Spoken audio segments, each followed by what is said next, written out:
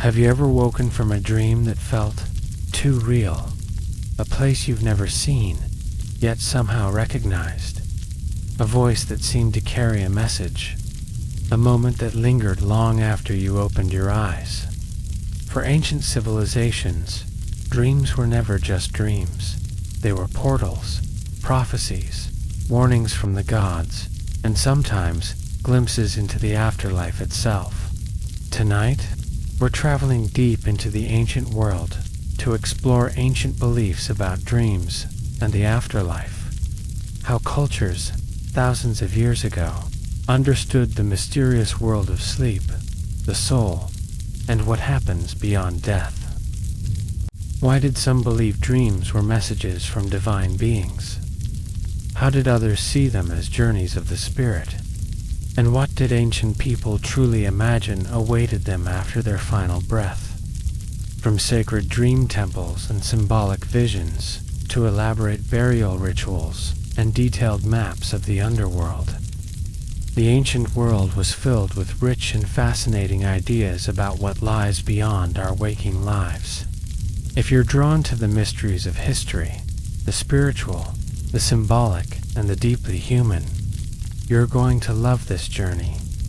Before we begin, take a moment to like this video so more curious minds can discover it. Comment below and tell me, do you think dreams mean something, or are they simply the mind at rest? And if you enjoy exploring the hidden beliefs of the past, don't forget to subscribe so you never miss another deep dive into forgotten worlds. When you're done watching, be sure to check out our related videos on ancient civilizations, lost traditions, and the surprising ways people once understood life and death. Now, get comfortable. Let your imagination drift, and step with me into the ancient world of dreams and eternity. Picture this. It is night in one of the first cities on Earth. Maybe Uruk, maybe Babylon. The sun has dropped behind the flat horizon. The air is cooling. A dog barks somewhere in the distance. And above the mud brick rooftops, the stars hang low and heavy. There is no streetlight, no phone glow, no late night scrolling, just darkness. And in that darkness, people sleep. Now here is the important part. For the people of Mesopotamia, sleep was not empty. It was not random brain static. It was not your brain processing the day. Sleep was traffic. Traffic between gods and humans. If you dreamed, someone was talking. In Mesopotamia, dreams were serious business. Kings had professional dream interpreters. Temples recorded dream omens on clay tablets. Yes, actual clay. Wet clay pressed with tiny wedge marks. We still have some of them. Some tablets list dream scenarios like a strange ancient fortune cookie menu. If a man dreams, he is flying good fortune. If he dreams his teeth fall out, trouble in the family. If he sees water flooding his house, danger coming. They believed dreams were coded messages. The gods did not shout. They hinted. They symbolized, they nudged, and humans had to decode it. No pressure. The best place to see this belief in action is in the Epic of Gilgamesh. Gilgamesh is king of Uruk, strong, proud, a little arrogant, the kind of ruler who thinks he is unstoppable, until life corrects him. Early in the story, Gilgamesh begins having strange dreams. In one, a meteor falls from the sky. In another, he wrestles with a powerful axe. He wakes confused. So he goes to his mother. Classic move. His mother, Ninsen, listens carefully. She interprets the dreams. She tells him the falling star represents a powerful companion. The axe represents a strong friend. Soon after, Enkidu appears. The dream was not random. It was a preview. For Mesopotamians, this is normal. Of course, the gods would send symbolic warnings. Why wouldn't they? You don't get a calendar alert from the divine, you get a riddle.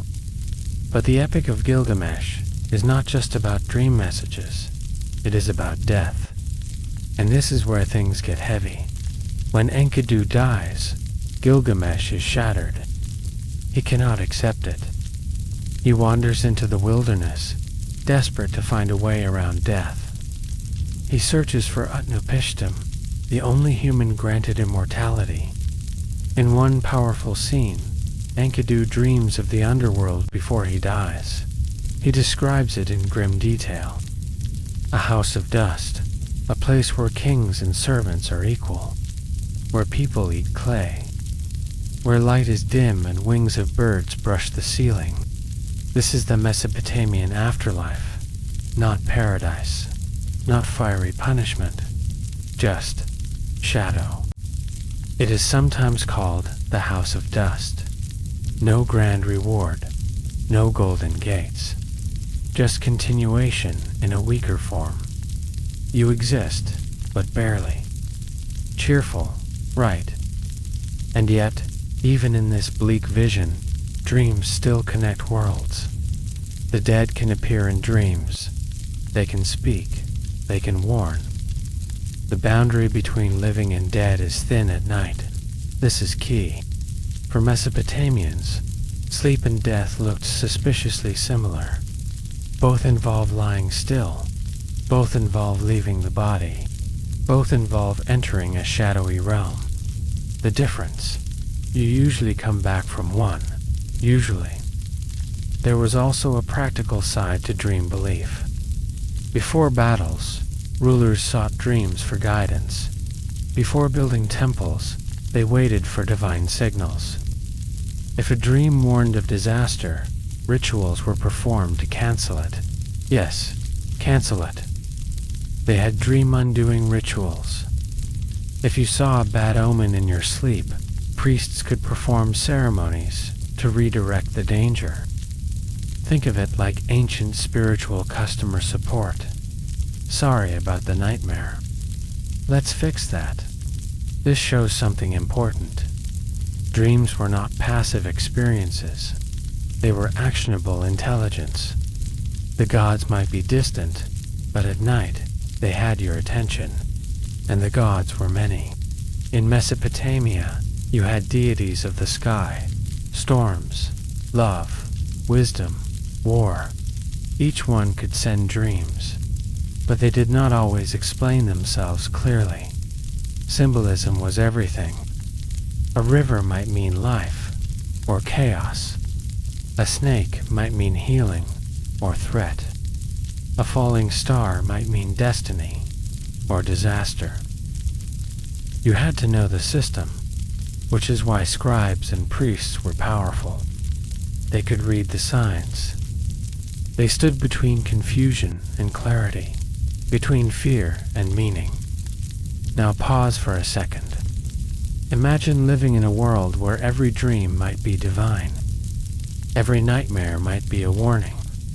Every strange image might be your future, tapping you on the shoulder. You wake up sweating. You don't brush it off. You go find someone who can interpret it. Because if the gods are speaking and you ignore them, that is risky. In this way, dreams made the universe feel alive, responsive, watching, sometimes kindly, sometimes not. But death still loomed. Gilgamesh never escapes it. He fails to secure immortality. A plant that grants youth is stolen by a snake. Yes, even back then, snakes had a reputation. In the end, he returns to Uruk. He accepts that walls, cities, stories, these are how humans endure, not by living forever, but by being remembered. This is the Mesopotamian compromise with death. You cannot avoid the House of Dust, but you can delay being forgotten. So what do we see here? In Mesopotamia, dreams are divine telegrams. Death is a shadow continuation, and sleep sits between the two. Night becomes rehearsal space. When you close your eyes, you are already practicing departure. You drift into a realm you cannot control. You see images not of your choosing. You walk landscapes that feel real. Sound familiar? To them, this was not a brain trick. It was proof. Proof that part of you can travel. Proof that consciousness is not locked inside flesh. If it can wander at night, maybe it can wander after death. That is the quiet logic. In echoing stone chambers of ziggurats, priests would have watched the stars and wondered. In mud brick homes, families would whisper about dreams at breakfast. What did you see? Was it good? Should we be worried? The night was not empty. It was full of meaning. And in the oldest cities of Earth, humanity first began writing those meanings down, pressing them into clay, baking them hard, sending them forward thousands of years, so we could read them, so we could see that even at the beginning of civilization, people asked the same question we still ask when we wake from a strange dream. What was that? Was it just a dream, or did something speak? And as we leave the heavy night of Mesopotamia, we move west, toward a river that glows gold in the moonlight. Their death will not be dust. It will be a journey. Now we move south. The land changes. The air is warmer. The Nile slides through the desert like a ribbon of dark silk. Palm trees lean over the water, and above it all, the moon glows like polished bone. In ancient Egypt, night was not just dark, it was busy, because for the Egyptians, the soul did not stay put. It traveled. Egyptians did not believe you had just one soul. That would be too simple. They had layers.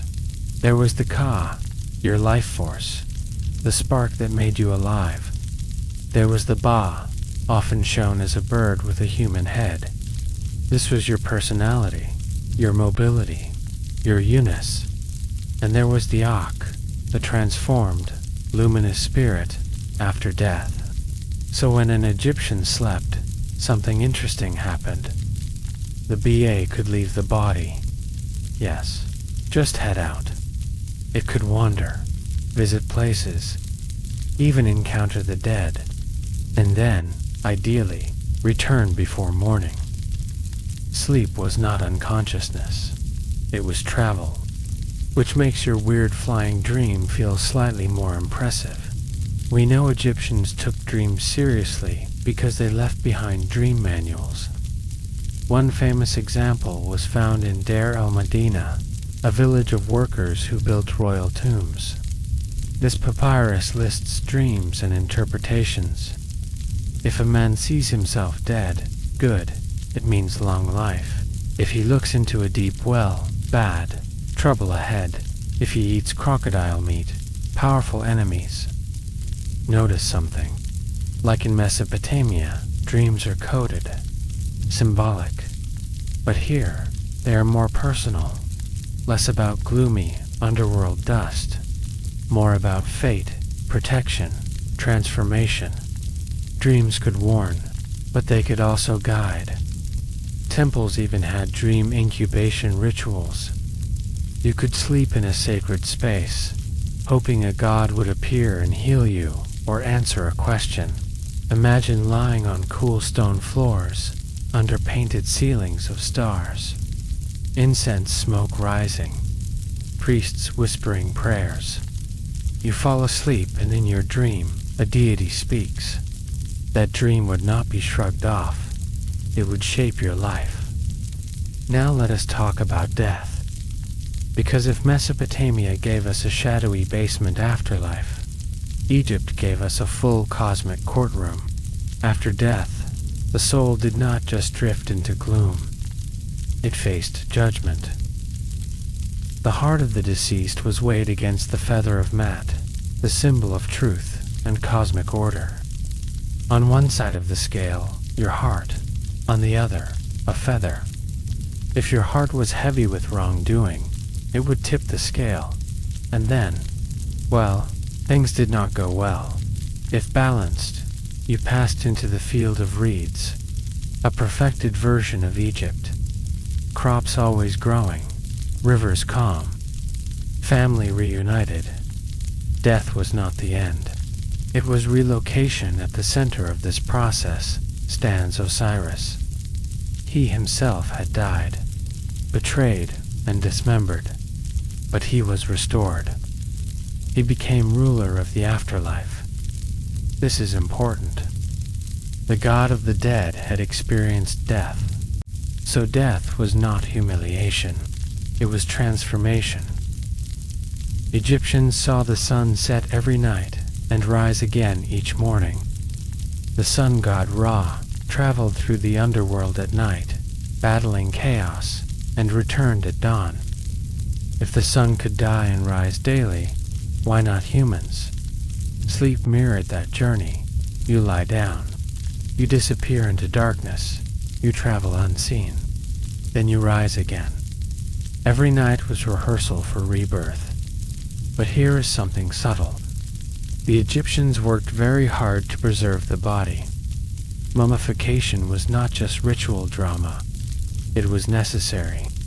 The BA had to recognize its body to return to it. If the body decayed beyond recognition, the connection could be lost. So they wrapped it, perfumed it, protected it. Death was not about escaping the body. It was about stabilizing identity long enough for transformation, which is kind of the opposite of the Mesopotamian house of dust. There, everyone fades. Here you shine, if you pass the test. Dreams also blurred the line between living and dead. It was not unusual to dream of deceased relatives. These dreams were not dismissed. They were taken seriously. The dead might be asking for offerings, or giving advice, or complaining about their tomb. Yes, even in the afterlife, maintenance matters. Families would sometimes write letters to the dead. They would leave them in tombs, asking for help with disputes or illness. The dead were not gone, they were nearby, and dreams were the easiest place to meet them. So think about this. In Egypt, night was not something to fear. It was a journey across invisible waters. The BA stretching its wings, the sunboat sailing beneath the horizon, the soul rehearsing judgment. Even the imagery is gentler, not dust and clay, but fields, rivers, light returning. Death, in this worldview, was not punishment for being human. It was promotion. If you lived well, no pressure, of course, and yet there was still anxiety. What if your heart failed the test? What if you forgot the spells needed to navigate the afterlife? That is why the Book of the Dead existed. It was not a single book, but a collection of spells placed in tombs, instructions, passwords, reminders. Think of it as a spiritual travel guide. Turn left at the Lake of Fire. Recite spell 125. Do not panic. The idea that you could prepare for death was comforting.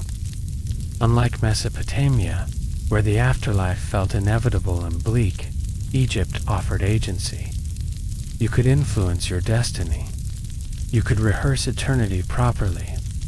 And so each night, as Egyptians lay beneath painted ceilings of stars, they entered a familiar mystery. They knew what it was like to leave the body and return. They knew what it was like to drift through strange lands and wake safely. Sleep became proof. Proof that something in you is not trapped in bone. Proof that darkness is not final. When they closed their eyes, they were not falling into nothing. They were sailing. And as the Nile keeps flowing north, we travel west, to a land of olive trees and marble temples, where sleep and death are twins, and dreams pass through gates of horn and ivory. The air shifts again. Now we are in Greece. The sea is close. you can smell salt on the wind. Olive trees twist along hillsides.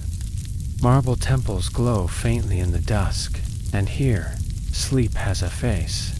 His name is Hypnos. He is not a monster, not a threat. He is gentle, winged, soft. He drifts over battlefields and cradles kings and shepherds alike.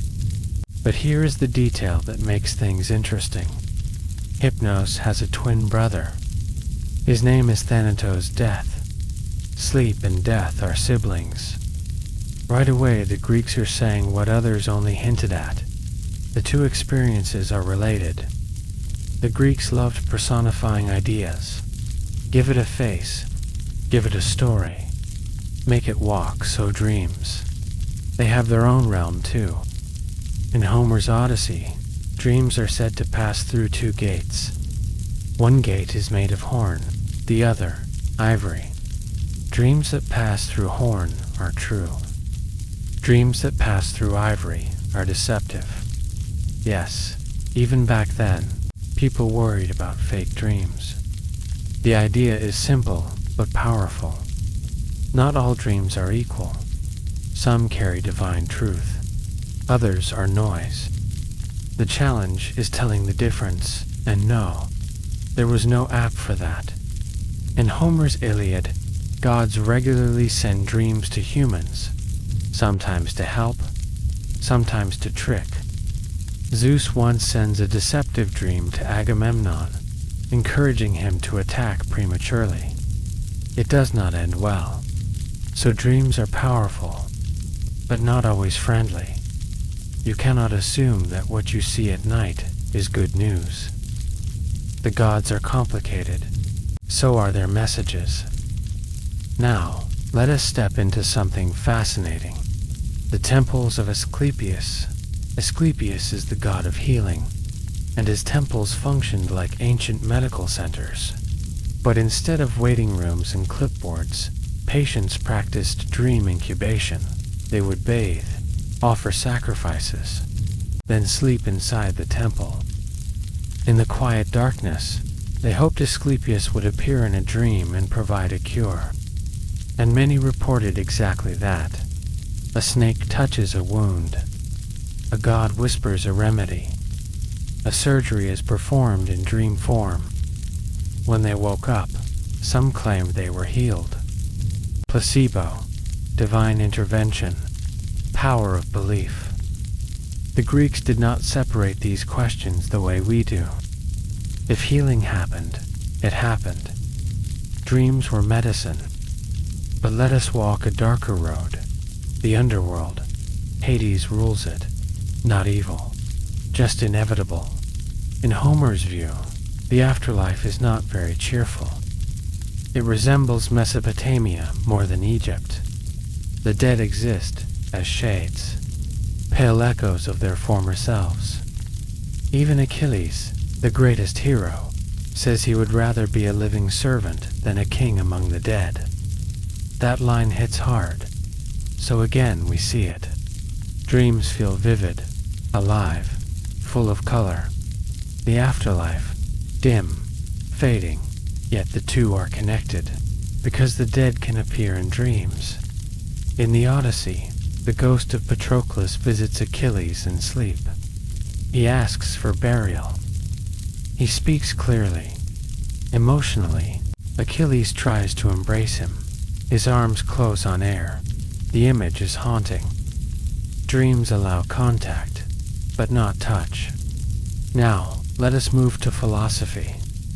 Plato tells a story known as the myth of Ura. A soldier named dies in battle.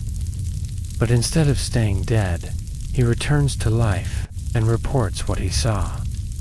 Souls being judged, some rewarded, some punished. Souls choosing their next lives before reincarnation. It is not just a gloomy shadow realm anymore. Now the afterlife includes moral consequence, choice, accountability, and interestingly, OG's journey feels dreamlike. He witnesses strange landscapes, cosmic order, souls traveling upward and downward. It reads like a near-death dream. Plato uses this story not as literal fact, but as moral metaphor. Yet notice something. Even philosophers use dreamlike narrative to talk about death, because dreams provide the language for the invisible. The Greeks also wrestled with this idea. When we sleep, we lose control. Reason fades. Logic softens. Strange images take over. Some thinkers wondered if the rational soul steps aside at night, allowing deeper truths to surface. Others suspected dreams were simply digestion, doing weird things. Yes, ancient skepticism existed too. But the dominant feeling was this: sleep opens a door, and death may open the same door permanently. Imagine lying in a small stone house. A single oil lamp flickers out. The sea wind moves through the window. You drift into sleep. You might see a god. You might see a lost loved one. You might see nonsense involving goats and flying sandals, but you would wake up wondering, which gate did that dream pass through? Horn or ivory? Was it truth or trick? The uncertainty itself made dreams powerful. They required interpretation, conversation, reflection. In Greece, unlike Egypt, death is not guaranteed bliss. Unlike Mesopotamia, it is not purely dust either. It is mysterious, structured, sometimes bleak, sometimes moralized, but always connected to sleep, because every night you practice leaving your body. Every night you slip into a realm without physical law. Every night you experience a small death, and every morning you return, until one morning you do not. The Greeks felt that tension, beauty and fragility, heroism and shadow, and as marble temples fade behind us, Rome rises, carrying Greek ideas, adding ancestors, and listening closely to whispers from the dead. Rome did not reinvent everything. It absorbed.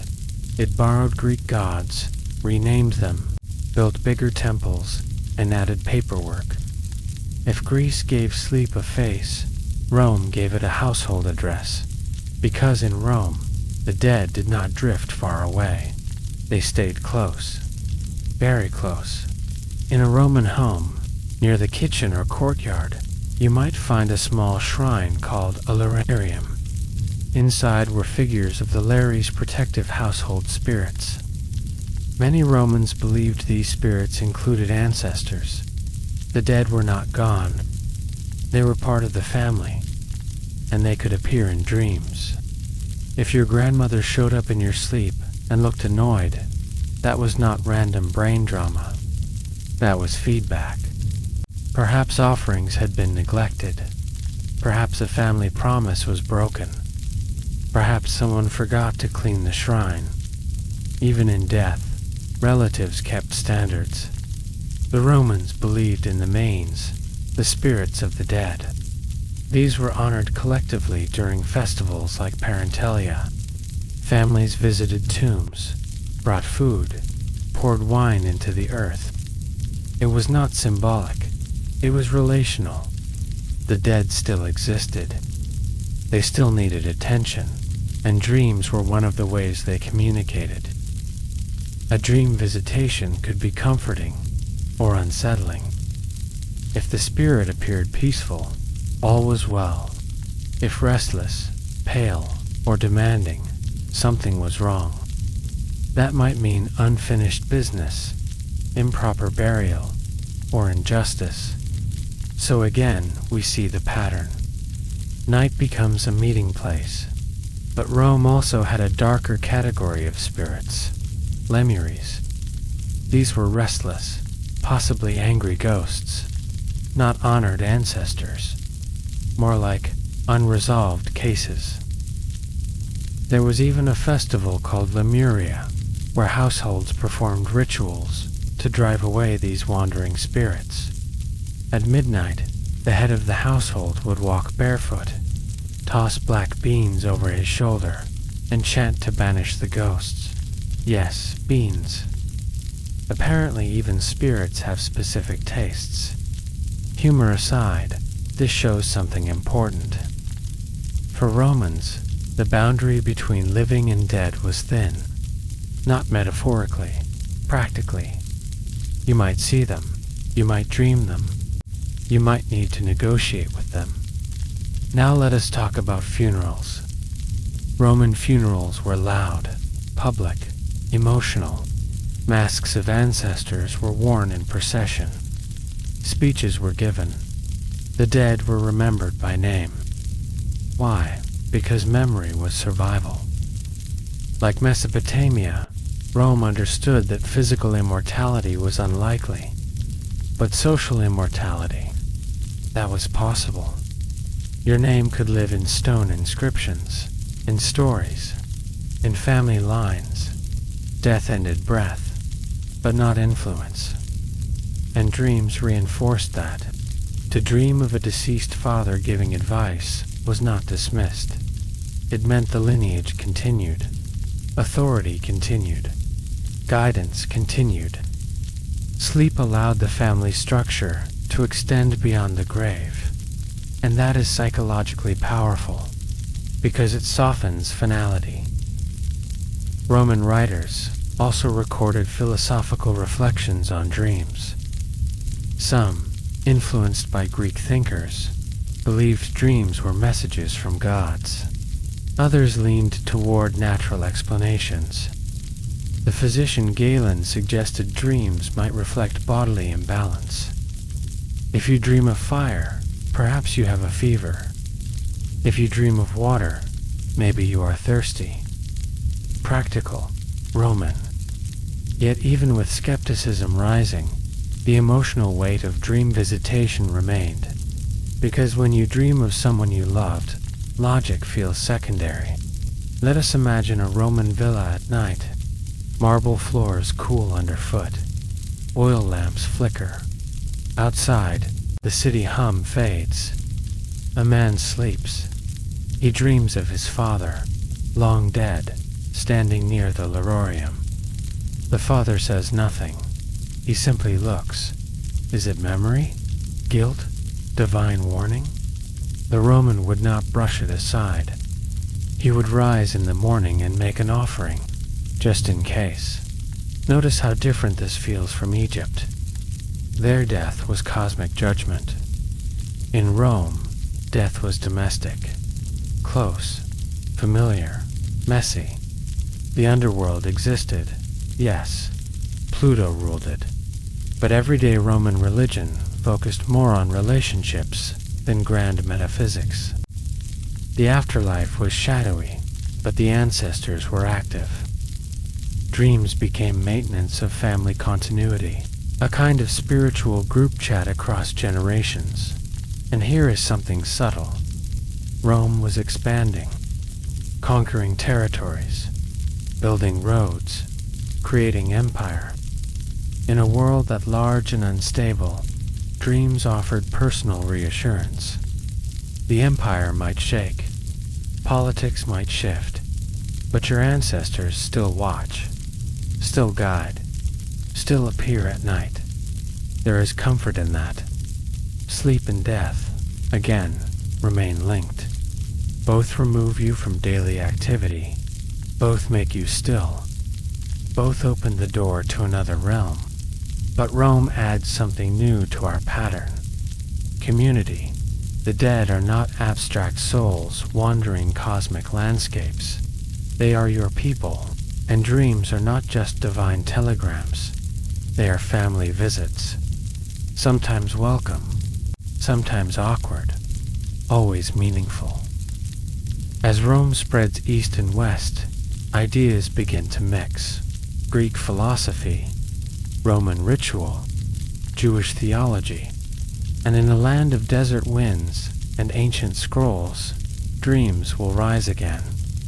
This time, not from many gods, but from one. And death will not remain a shadow forever. The air dries again. Sand shifts under wind. Goats move across rocky hills. Night falls fast in the desert. The sky turns black and fills with more stars than you thought possible. In this world, dreams are not background noise. They are messages. But now something changes. There are not many gods competing for attention. There is one, and when he speaks, it matters.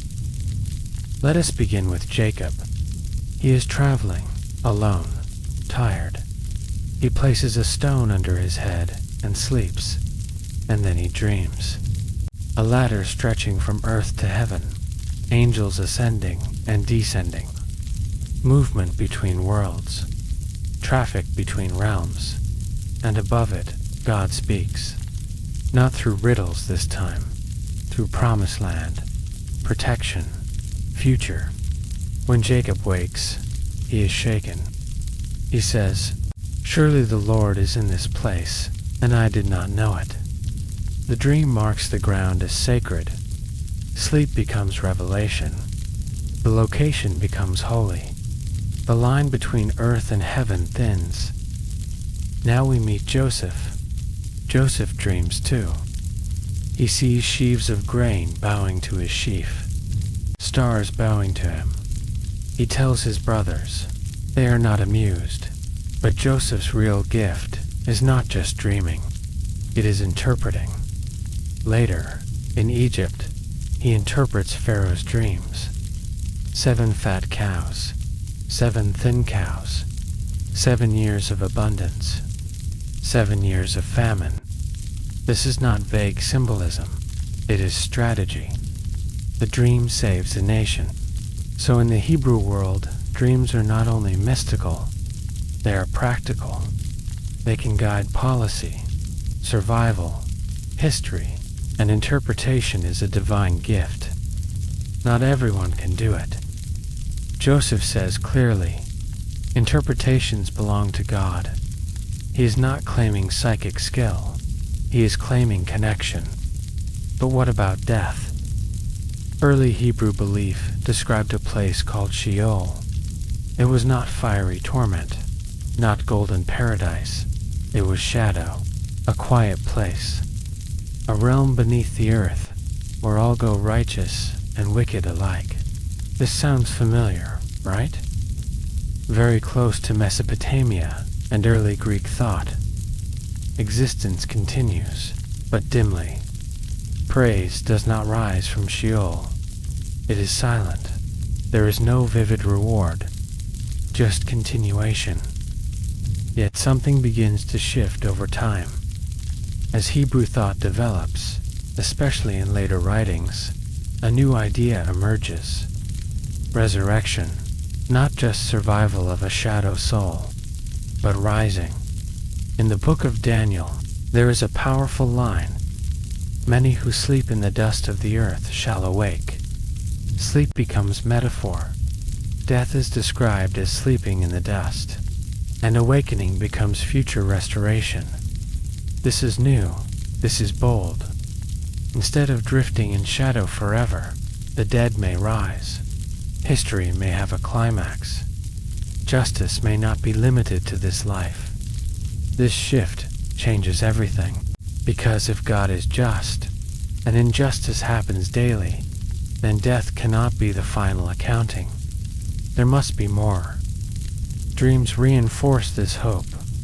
Prophets receive visions in the night, symbols of beasts and kingdoms, of dry bones rising, of thrones set in heaven. Night becomes a stage for cosmic drama. And unlike in polytheistic cultures, the source is unified. One voice, one authority. Yet humor sneaks in too. In one biblical story, a king named Saul visits a medium to summon the spirit of the prophet Samuel. Yes, a seance. Samuel appears and is not thrilled. It is awkward. Even in ancient texts, ghost encounters can feel tense. But the story shows something important. The boundary between living and dead is not sealed shut. It can be crossed, carefully, sometimes unwisely. So what do we see in the Hebrew world? Dreams are revelation, not random, not multiple divine voices arguing, but one God communicating purpose, and death is not final silence. It becomes sleep, temporary, reversible. That metaphor is powerful, because every human knows sleep. You close your eyes, you lose awareness, you enter darkness, but morning comes. If death is sleep, then hope is built in. Imagine lying under desert stars. You dream of angels climbing a ladder. You wake with the sense that heaven is not far away. You attend a funeral. You hear words about dust and awakening. You grieve, but not without expectation. Sleep and death remain siblings, but now death may have a sunrise attached. That changes the emotional tone completely, from resignation to waiting. As trade routes expand and ideas travel, these beliefs will mix with Greek philosophy and Roman power. Dreams will continue to guide. Death will continue to challenge. But the story is no longer just about shadow or judgment. It is about return. And as we move east again into forests and monsoon rains, we will encounter a new idea entirely. Not just one life, but many.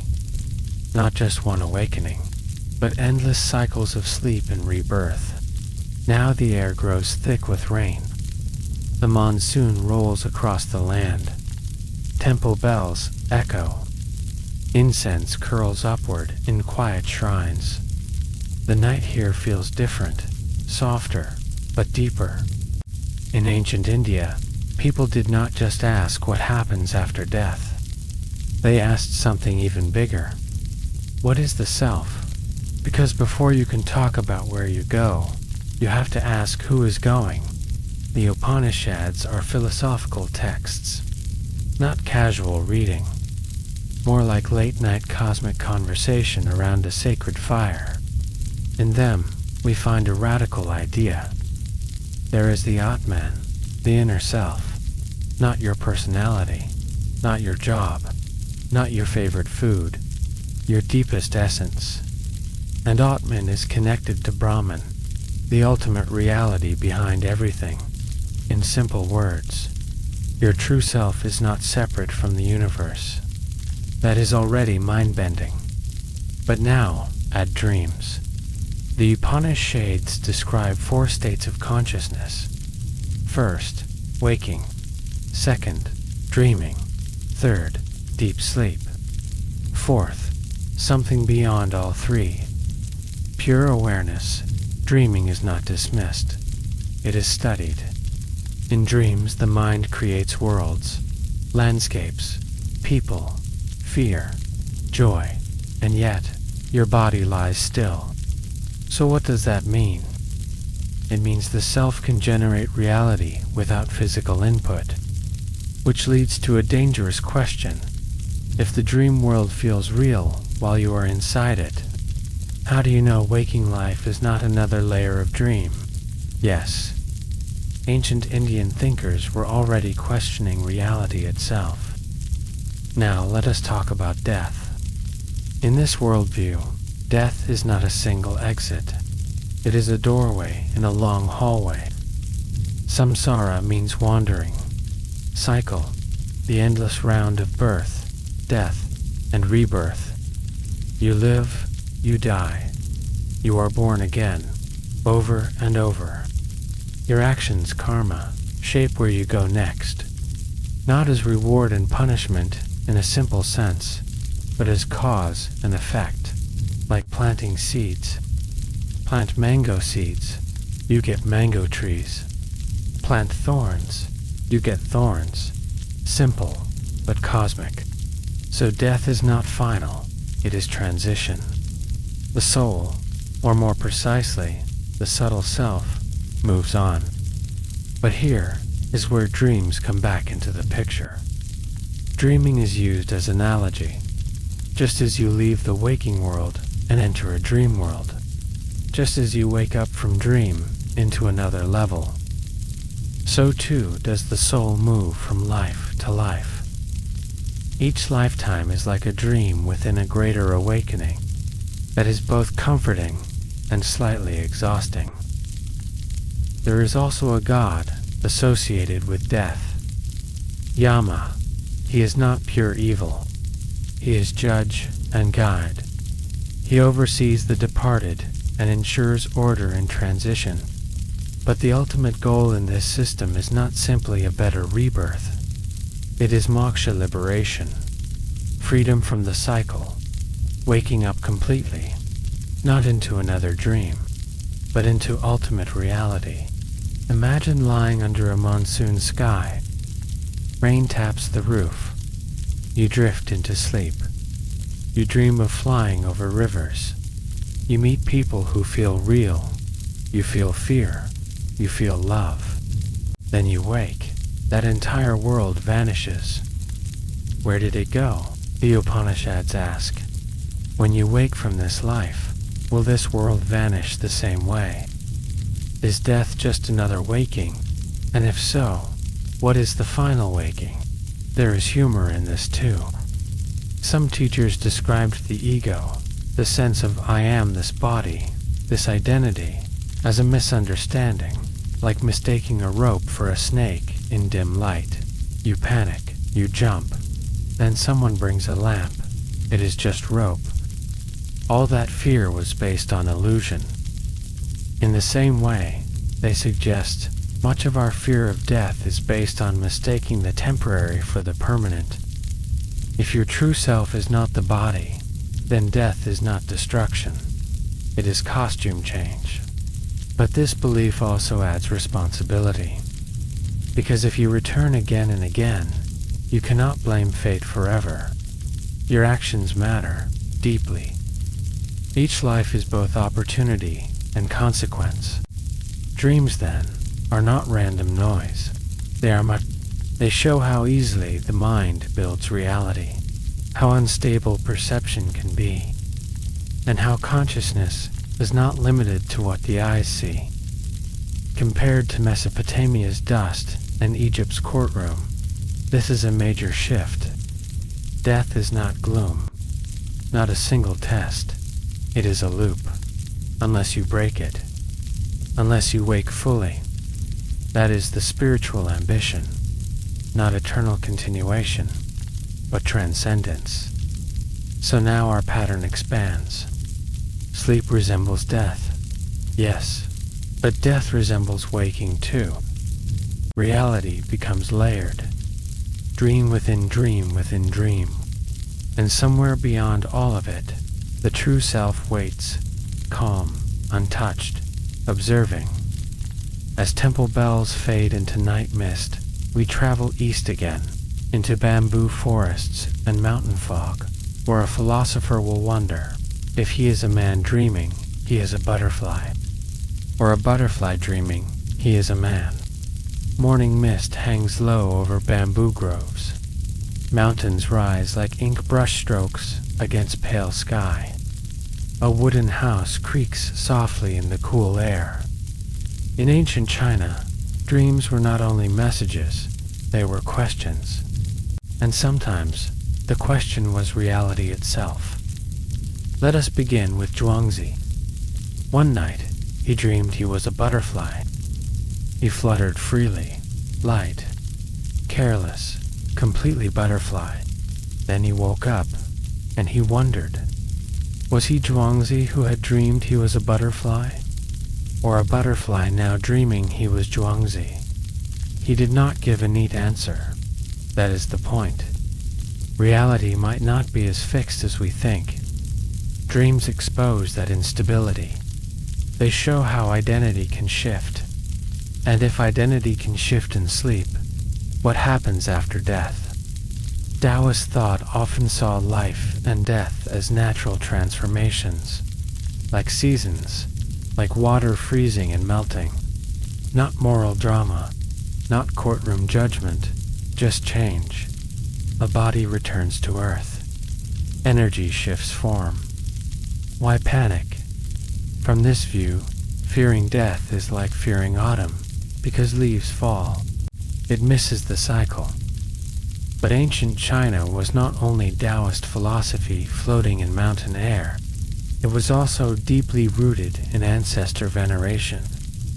Families honored their dead through ritual, offerings of food, incense, care for graves. Ancestors were not abstract spirits in distant realms. They were part of the family system, still influential, still watching. Dreams became one of the primary ways ancestors communicated. If a deceased parent appeared in a dream, it was meaningful. Maybe they were blessing, maybe advising, maybe warning. Ignoring such a dream would feel careless. We also find early evidence of divination through oracle bones. In the Shang dynasty, questions were carved onto turtle shells or ox bones. Heat was applied, cracks formed. Diviners interpreted the patterns. Many of these questions involved ancestors. Will the harvest succeed? Will illness pass? Are the spirits satisfied? This shows something consistent. The living did not see themselves as separate from the dead. There was continuity. Dreams fit neatly into this worldview. They were another channel. Now let us talk about the afterlife itself. By the Han Dynasty, elaborate tomb art depicts structured underworlds, bureaucratic courts, judges, registers of deeds. Sound familiar? Very organized, almost administrative. The afterlife mirrored imperial government. Souls passed through stages. Officials reviewed actions. Outcomes were assigned. Even in death, paperwork existed. There is something oddly comforting about that. Chaos feels less frightening when it has structure. But unlike the moral resurrection focus developing elsewhere, Chinese traditions often emphasized harmony rather than reward and punishment. If you lived well and honored rituals, the transition would be smooth. If not, disturbances might ripple through the family. Dreams could signal imbalance. A restless ancestor might indicate neglected duties. So again, night is relational, not just cosmic. Personal, let us return to Zhongzi's butterfly. His story does not argue for fear of death. It dissolves the rigid line between states. If waking and dreaming are both fluid, if identity can shift without catastrophe, then perhaps death is simply another transformation, not annihilation, not eternal torment, just change in form. Imagine sleeping in a wooden house. Wind moves through bamboo leaves. You dream of your grandfather. He does not speak. He simply sits and pours tea. You wake feeling calm. You light incense in the morning. You bow. The dream was not spectacle. It was connection. Notice how this differs from Mesopotamian dread or Egyptian judgment. Here, the tone is softer. Life and death flow. Dream and waking blend. Ancestor and descendant remain linked. The universe feels less like a courtroom and more like a garden. Things grow, things wither, things return, and still, uncertainty lingers. Because if you cannot be entirely sure whether you are the dreamer or the dreamed, then certainty about death becomes slippery. And maybe that is the lesson.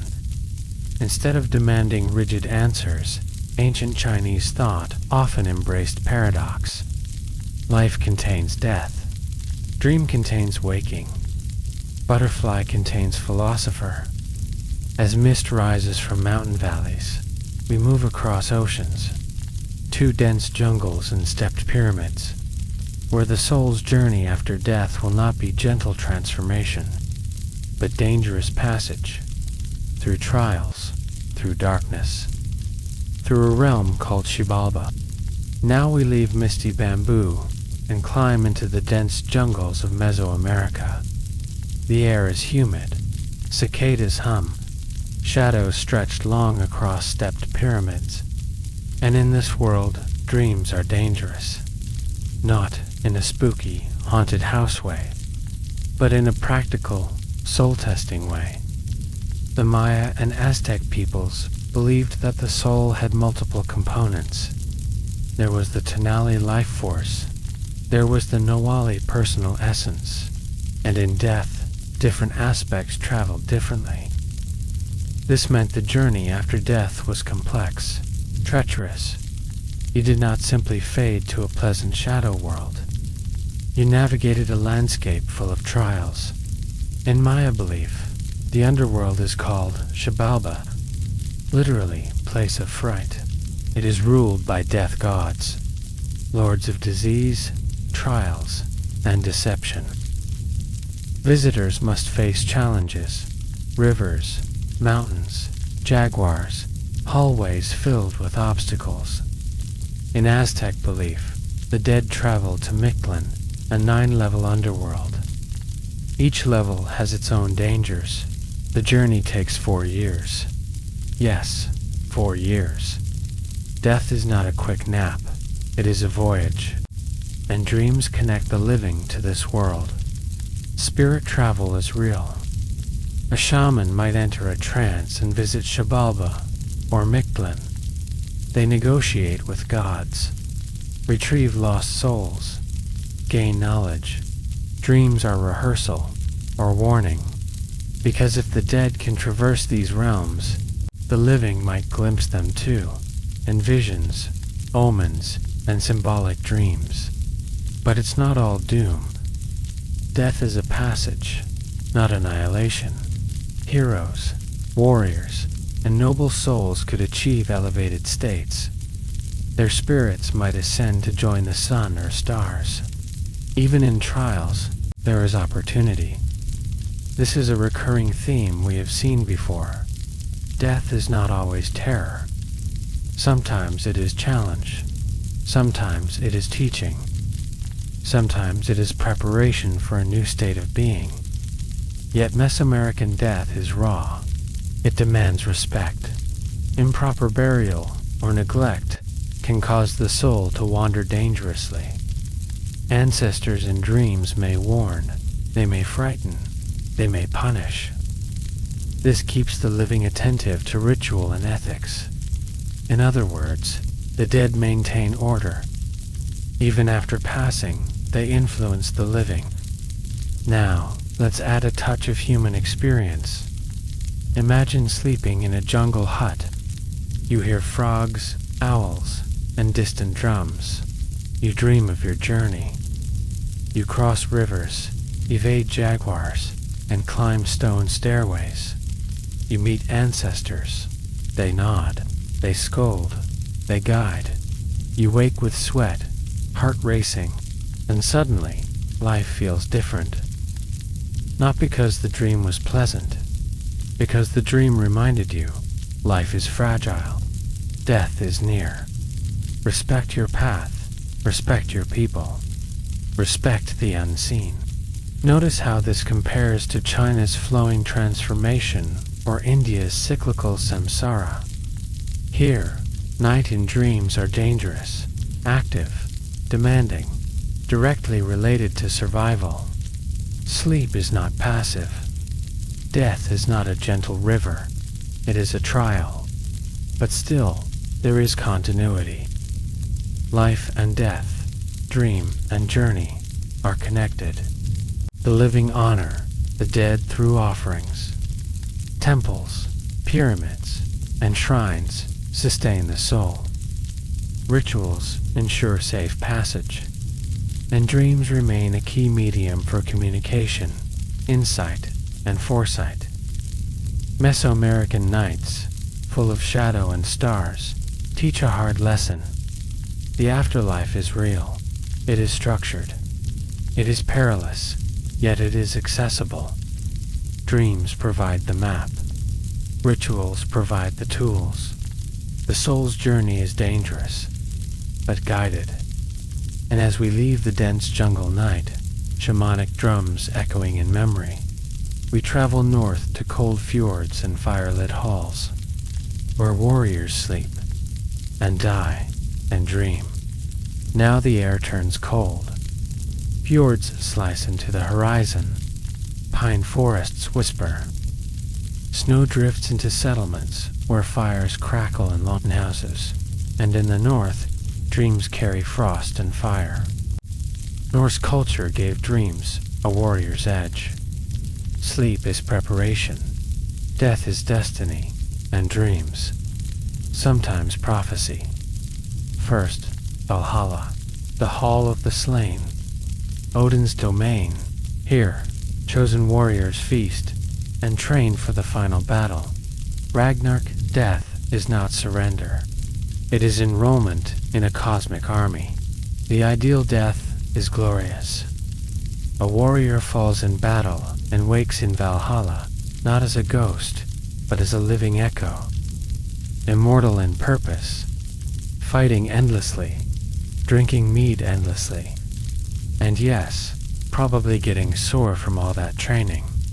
Sleep before death, seen as rehearsal, a vision of courage. Dreams may show battle outcomes or warnings.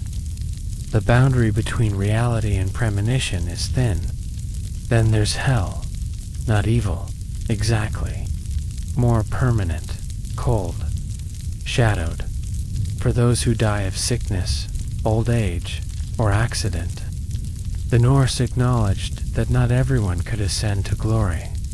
Hell is quiet, lonely, respectable in its own way, but it lacks Valhalla's fiery excitement. Dreams of the dead could bring warnings.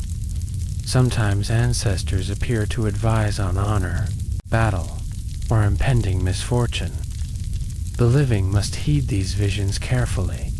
Ignoring a dream could lead to shame or even death. Prophecy is crucial here. Odin himself seeks knowledge through dreams, sacrifices, and even self-inflicted wounds. In the poetic Edda, he hangs from Yggdrasil for 9 nights, pierced by his own spear, to glimpse deeper truths. Pain, sleep, and visionary states are intertwined. Dreams are liminal, thresholds, preparations for what is to come, knowledge of death and of destiny. Think about the night in a Norse village. A warrior lays by a fire. Frost clings outside. He dreams of battle axes and shields, of Valhalla feasts, or warnings from an ancestor long dead. He wakes tense, alert, perhaps inspired, perhaps scared. That is the point. Dreams in Norse thought sharpen awareness. They are practical, spiritual, existential. Death is imminent. Dreams prepare you. The Norse worldview connects tightly with what we've seen before. Mesopotamia had shadow existence. Egypt had judgment and transformation. Greece had dream gates and prophecy. Rome had ancestral guidance. Hebrew thought introduced resurrection. India taught cycles of rebirth. China emphasized transformation in ancestors. Mesoamerica tested the soul. Norse belief adds courage and destiny. Dreams are training. Death is inevitable. Honor matters. Prophetic dreams often dictate behavior. A warrior might dream of a battle and take measures to avoid dishonor, or embrace it. Dreams validate the cosmic order, that the brave live on in memory, stories, and in Valhalla. Fear is acknowledged, but can be overcome. Sleep, death, and dreams remain siblings, yet their focus shifts. Where Egyptians measured morality, Norse measured courage. Where Chinese meditated on identity, Norse measured valor. The landscape is different, but the underlying thread persists. The invisible world interacts constantly with the living, and humor sneaks in too. Some Norse texts describe deceased warriors feasting endlessly, sometimes spilling mead or arguing about trivial things. Even the afterlife has bureaucracy, camaraderie, and mild chaos. Just like life, only more heroic. Imagine the cold night. Stars glare above fjords. Smoke curls from chimneys. You drift into a dream. A battle appears. You swing an axe. You fall. You rise again, welcomed in a great hall. And you understand. Death may come, but courage, honor, and stories echo beyond. Dreams prepare you. The dead speak. The living listen. Sleep rehearses eternity in the north. And as the cold wind carries the scent of pine, we move far south again, to the red earth and ancient desert of Australia, where dreams themselves create the world. Now the air is dry. The red earth stretches endlessly.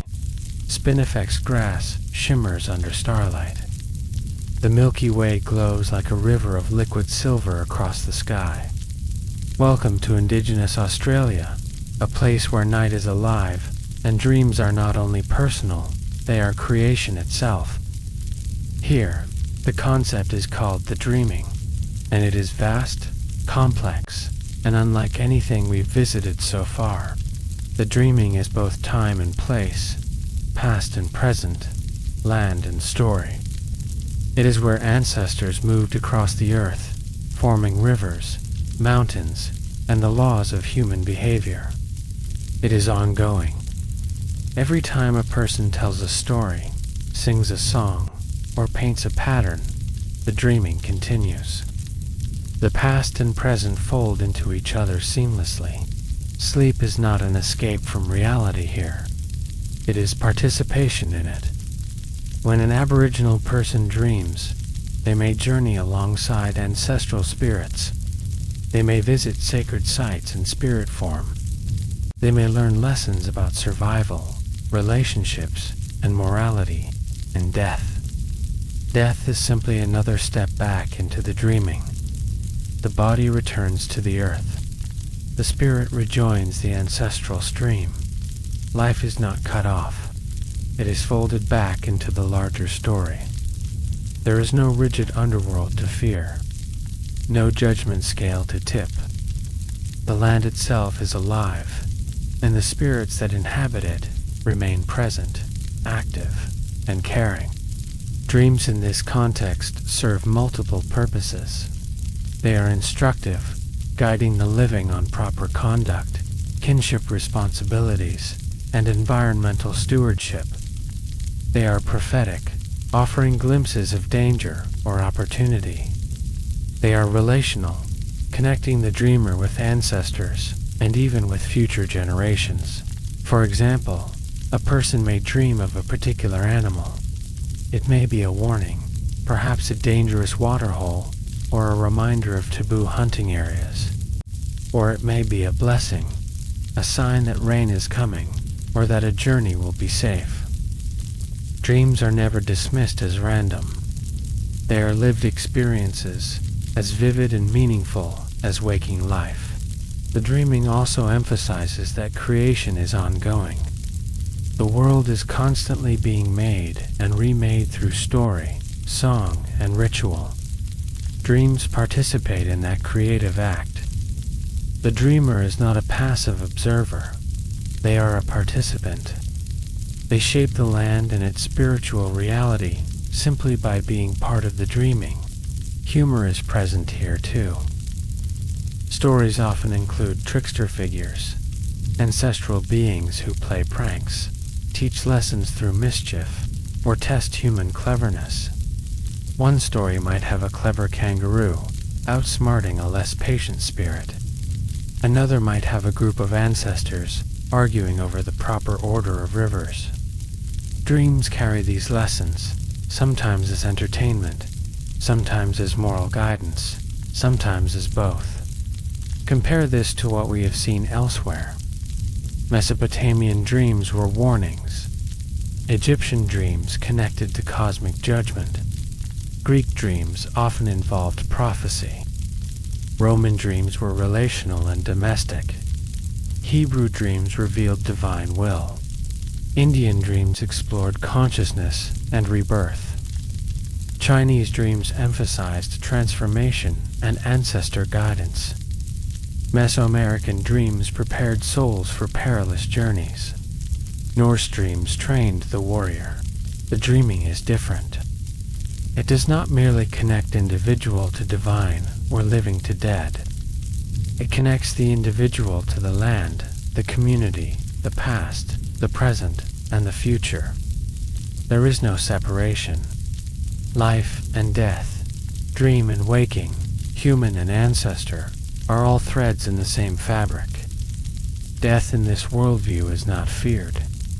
The living maintain responsibilities, care for sacred sites, pass on stories, uphold laws of kinship and country. These duties ensure continuity. But there is no terror of annihilation, no distant underworld filled with shadows. Instead, death is reintegration. Life continues through the dreaming.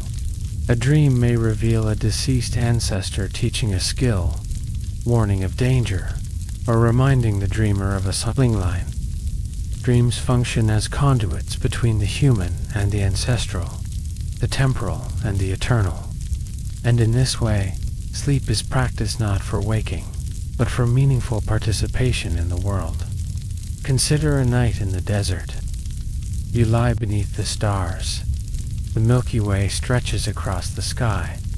The air smells of earth and smoke from small fires. You close your eyes. You dream of a serpent ancestor moving across the red sand. You hear its song. You see its footprints forming rivers. You feel the land breathing under your feet. When you wake, the memory lingers. You perform a ritual. You sing a song. You pass on the story. The dream did not end. It became part of the world. This illustrates a recurring theme in all the civilizations we have explored so far. Dreams are never trivial. They are interactions with forces beyond the immediate senses, ways of navigating reality, and rehearsals for mortality. But the dreaming takes it one step further. Here, dreaming is not rehearsal, it is creation. The dream is the world. Yet, like all the systems we have studied, there is balance. There is respect, responsibility, and consequence. The spiritual world is powerful. It is alive. Ancestors can guide. Ancestors can scold. Ancestors may even deceive, testing the living. Dreams require attention, interpretation, and action. The line between frivolity and serious guidance is thin. Sleep is immersive, participation in ongoing cosmology, and a rehearsal for life and death simultaneously. The dead, the living, the land, and the spirits are inseparable. The dreaming shows us that human perception, imagination, and responsibility are tightly entwined. The dreaming also challenges Western notions of linear time. Past, present, and future coexist. Dream, waking, and death coexist. Identity shifts fluidly, like in Zhuangzi's butterfly dream, but on a communal and ecological scale. There is no singular self in isolation. You are the land. You are your people. You are the ancestors. You are the story. Sleep, then, is sacred participation. Dreams are conversations. Death is reintegration.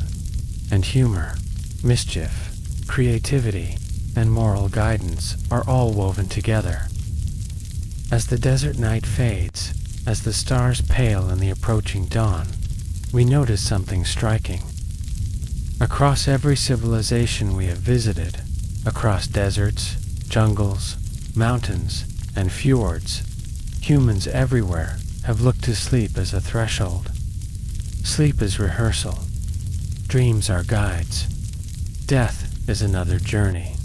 In Mesopotamia, Egypt, Greece, Rome, the Hebrew world, India, China, Mesoamerica, and Norse lands, dreams connect humans to divine, cosmic, and ancestral forces. In Australia, dreams are creation itself. All these systems explore the same question: what happens when we close our eyes? And by extension, what happens when we die? Sleep becomes a metaphor, a rehearsal, a testing ground. Dreams are portals. Death is a doorway. And though the details differ, shadowy underworlds, judgment scales, cyclic rebirth, warrior halls, ancestral songs, the core human concern is the same: to understand the invisible, to communicate across realms, and to continue beyond the immediate body. And so, as night fades over the red earth, the dreaming teaches us a profound lesson: that the invisible is not distant, that death is not final, that life, dreams, and ancestral presence are part of a single, ongoing tapestry, that sleep is sacred, that dreams matter, that mortality is not annihilation, but transformation and participation. Tomorrow, as we leave the deserts and journeys of Australia, we will turn to Africa. Their ancestral presence and dreams continue to guide, judge, warn, and inspire. The continuum of life and death will take yet another form, rich, intricate, and deeply human. The sun sets behind a red clay horizon. Smoke curls from a village hearth. Drums beat softly in the distance, steady and hypnotic. Africa's vastness is dizzying savannas, deserts, rivers, and mountains, all hosting human life for thousands of years. And across this continent, dreams and death carry deep, intimate significance. In much of Africa, the boundary between living and dead is thin. Very thin. The dead are not gone. They are present. They shape events, influence decisions, and occasionally visit in dreams. Ancestors are active participants in everyday life, not distant spirits locked away in some shadowed underworld. In West Africa, particularly among the Yoruba, the idea of the living dead is central. Ancestors maintain social and moral order. They can intervene to protect communities, punish wrongdoers, or reward diligence. Rituals, offerings, and festivals ensure that the dead are honored. But dreams are often the medium of communication. A man might dream of his father or grandmother giving advice. Perhaps a warning about a failing crop, a forthcoming illness, or a family dispute.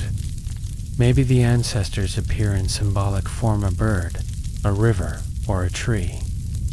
The dreamer wakes alert. Interpretation matters. Action is expected. Ignoring the dream is not an option. It risks offense or misfortune. In the Nile Valley, ancient Egyptians had already shown us a sophisticated afterlife system. But beyond the pharaohs, ordinary people believed in ancestral presence. Graves were maintained, offerings provided. Deceased family members could visit in dreams, reminding the living of obligations or sharing guidance. This intimate relationship between dreams and ancestors reinforced communal and moral responsibility. The pattern is consistent. Across regions, the dead remain socially relevant. They are never just abstract souls. They participate in the world of the living, often through dreams. Sleep becomes a bridge. Dreams are signals. Life and death converse continuously. East Africa contributes its own depth to this worldview. In many pastoralist and agricultural communities, spirits of the departed are invoked to explain misfortune or to secure blessings. Diviners and shamans interpret dreams and visions, acting as intermediaries. Dreams are practical and spiritual simultaneously. A dream of a dead relative might be predictive, moralistic, or advisory. It may guide behavior toward harmony with both community and nature. Humor, too, plays a role in these dream interactions. Ancestors are sometimes playful or even mischievous in dreams. A grandmother might appear shaking her head at a lazy grandson. A warrior ancestor may boast exaggeratedly of feats from 100 years ago. These moments humanize the spiritual world. They remind the living that ancestors are connected, personal, and emotionally invested. Now let's explore the psychological significance.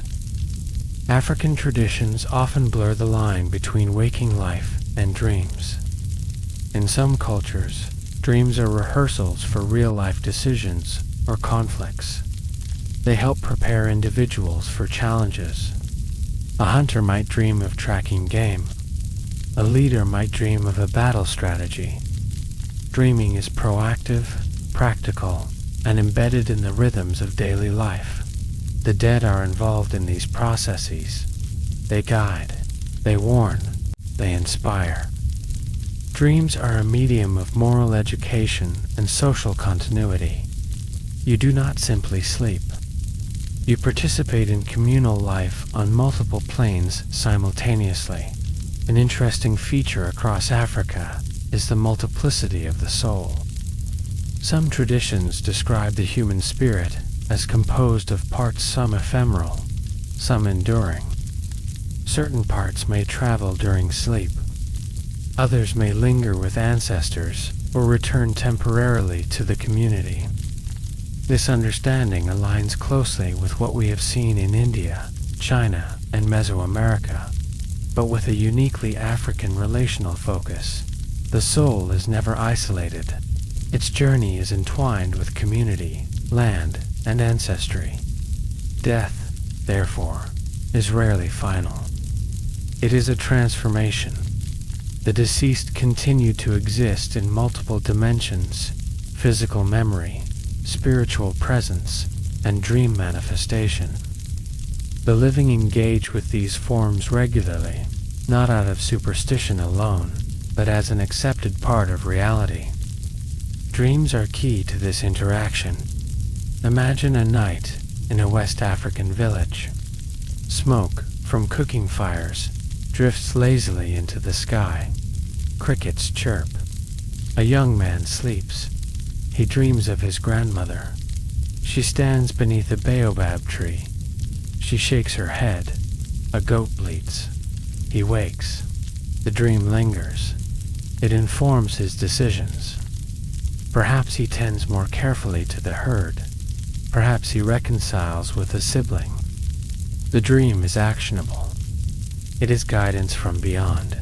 Sleep, here, is practical. Death, a continuity. Dreams, a channel for both moral and existential instruction.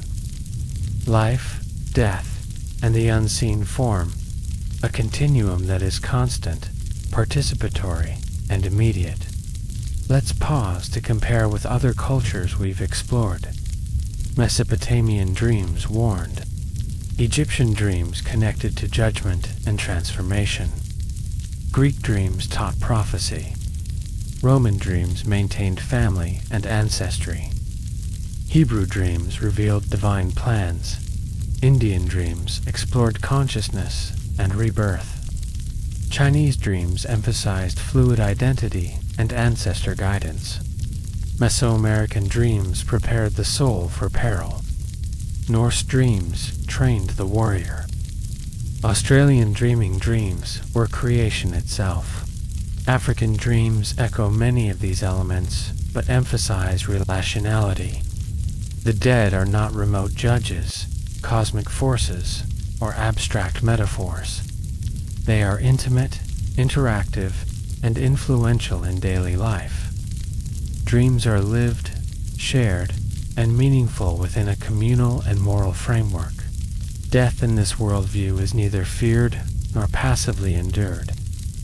The living honor obligations, maintain sacred spaces, and perform rituals to ensure smooth transitions for the deceased. Dreams confirm, extend, and sometimes complicate these duties. They are reminders that life, death, and moral responsibility are inseparable. Ancestors in dreams are guides, watchdogs, and sometimes tricksters, all roles that maintain balance and order. Even humor persists. Stories of ancestors teasing the living or providing guidance through playful scenarios abound. This adds warmth and humanity to interactions across life and death. The spiritual world is active, participatory, and relatable, not abstract or terrifying. Across Africa, then, we see a repeated pattern. Sleep, dreams, and death are intertwined. Dreams provide communication, guidance, and moral instruction. Death transforms rather than annihilates. Ancestors maintain influence, enforce social and ethical norms, and guide daily life. The veil between worlds is thin, permeable, and alive. Sleep, as in all civilizations we've explored, is practice for eternity. Dreams are rehearsal, instruction, and sometimes prophecy. Death is transition, continuity, and participation in a larger communal and cosmic order. African traditions highlight the relational aspect, emphasizing that humans are never truly alone even in death. Picture a full moon over the Nile or the savannah. Smoke from ritual fires twists toward the stars. You drift into sleep. Dreams carry voices of ancestors, grandparents, heroes, guides. They offer warnings, advice, encouragement, or gentle scolding. You wake. Your actions honor the living and the dead. Life continues, structured and moral, guided by dreams that reach across generations. In this way, Africa continues the universal human pattern we have been tracing. Humans everywhere have sought connection with the invisible. Sleep, dreams, and death provide portals to guidance, insight, and continuity. The dead, far from disappearing, remain participants. Dreams are the language of that ongoing conversation. As night fades over the savannah, as drums fall silent, and as the stars pale with dawn, we recognize a thread across the globe. Humans have dreamed of the unseen, communicated with ancestors, and prepared for the inevitable. From Mesopotamia to Africa, dreams have been rehearsal for death, a way to navigate the mystery of existence. And yet, our journey is far from over. We move now to the frozen forests of Siberia, where shamans will teach the art of soul flight, entering multi-layered heavens and underworlds to retrieve and guide spirits. The drumbeat echoes. Sleep becomes ritual. Dreams become active negotiation with the invisible. Death continues its intricate dance. The air grows crisp. Pines stretch endlessly into mist. Snow crunches underfoot. In the frozen expanses of Siberia, night is long, cold, and deep. Here, humans learned that sleep is not just rested, is a tool. Dreams are a skill. Death is a realm to navigate consciously. Shamans, spiritual specialists, were the masters of this night work. They did not merely sleep. They entered controlled trances, leaving their bodies behind. They traveled through layered heavens and shadowed underworlds. In essence, they trained to become dream guides, soul retrievers, and mediators between the living and the dead. The practice begins with the drum, a steady, hypnotic rhythm. The beat echoes in frozen valleys and pine forests. With each pulse, the shaman's consciousness loosens from the body. Limbs go numb, vision blurs, thoughts slow, and then, the journey begins. The first step is departure. The soul, or spirit, lifts from the body like smoke rising from a fire. This is no metaphor for sleep. It is a literal journey in the worldview of Siberian peoples. The shaman navigates invisible realms, encountering spirits of animals, ancestors, and cosmic beings. Every encounter carries purpose. Sometimes the shaman negotiates healing for the sick. Sometimes they retrieve lost souls of individuals at risk of premature death. Consider the underworld. In Siberian cosmology, it is multi-layered, not chaotic but structured. Spirits may reside in particular domains, responsible for guiding, testing, or guarding human life. The shaman descends carefully. Missteps can lead to disorientation or worse, entrapment. This is why training, experience, and ritual precision are paramount. Dreams function as rehearsal for these journeys.